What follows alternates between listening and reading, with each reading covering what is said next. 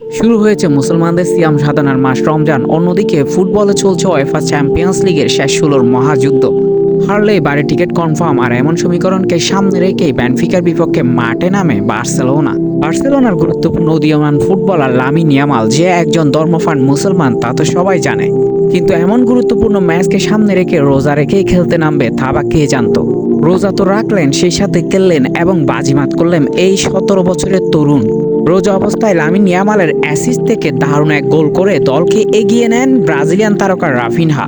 এরপর ফিফার নিয়ম অনুযায়ী ফিফা যে নতুন সিদ্ধান্ত নিয়েছে রমজানকে সম্মান জানাতে ইফতারের বিরতি, ঠিক সেই বিরতিতে যায় বার্সেলোনার খেলোয়াড়েরা। যদিও হালকা পানি পান করার সুযোগ ছিল এই সময়।